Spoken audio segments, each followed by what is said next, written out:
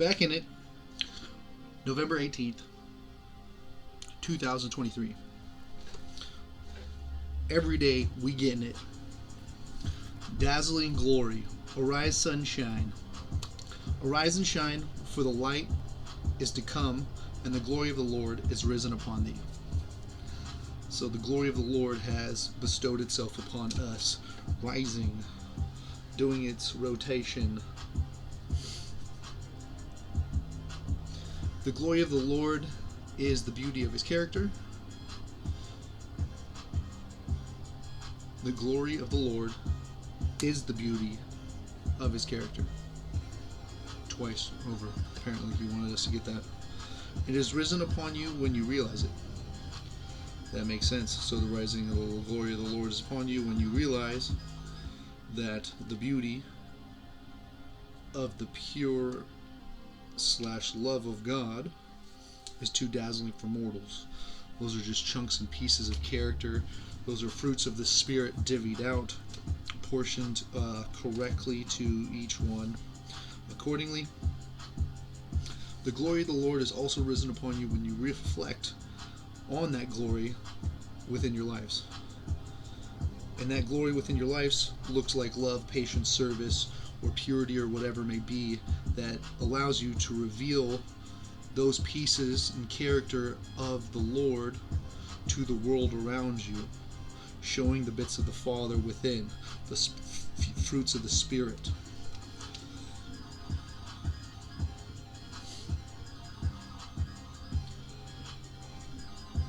Arise and shine. Dazzling glory. It's funny, there's a story in the Bible about Moses. Was it Moses? Noah? One of those guys? Getting those 10 commandments. Going up there, having to hide in the cracks of the rocks as God passed by to have that conversation with them. That's what I'm reminded of. Numerology, jumping in. Sometimes these devotions are pretty short and concise to whatever they were trying to reflect on. And I'll be just sending it any which way I can as I reflect on these. I've gone through this book personally maybe twice, thoroughly.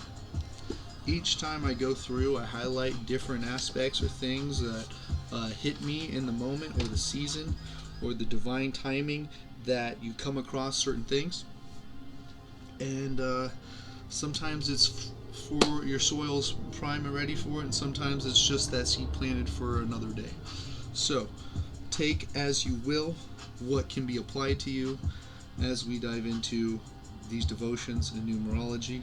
So what I do, I reflect, I look back, see what I wrote in my journals or video logs, and continually have at whatever I was going after, or log in my wins and completions for those. So today is the 18th of November 2023. We add up to 27, so that breaks into a 9.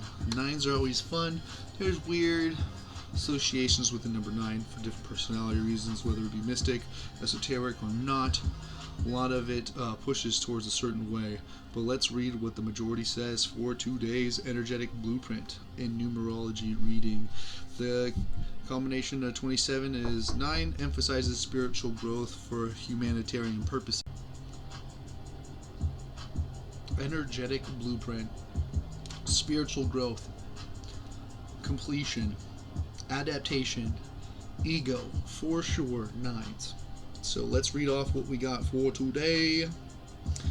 Focus on harnessing more of the energy that lies within. Seek completion in the work you have been doing towards this factor.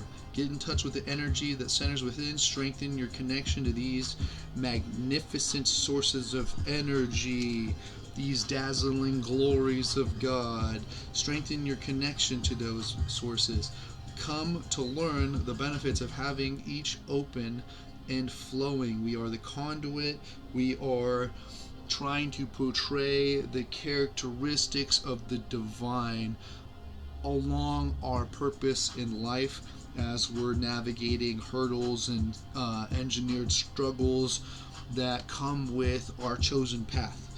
So, let these movements of adaptation with thyself into a higher and purer form of self, constantly looking to move and reflect and look like the dazzling glory of love, patience, and servitude with pure intentions. That's tapping into the higher self, tapping into that childlike energy, allowing creativity to come through to combat that ego, but also leaning into utilizing that ego for propulsion in patience. Sometimes you might utilize being able to sit there and tell yourself, your mind, to sit and stay and listen. It might take quite an effort to do so, tapping into a dark ego-centric dominate, hey, I am not weak, this will not control me, I will control it sense. Sometimes allows you to get into a deeper communication and understanding. So definitely learn to adapt with that. Have deep communication with different aspects of yourself. Come in to understand the whole in a clearer picture. That is tapping into different characteristics or archetypes that you can set forth or mingle to adapt to bring forth wins in anything you're combating. Come to understand that you can bring that clearer picture to yourself and analyze your strengths and your powers within your personality to continue to unlock your fullest potential with each and every move you are pursuing.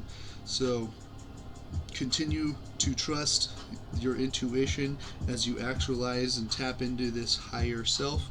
Start to rise above your ego and the control it may have over your outside world.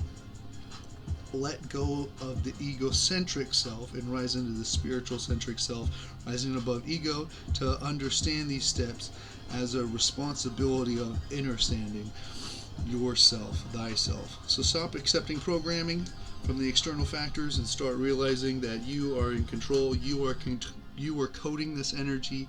You are the conductor.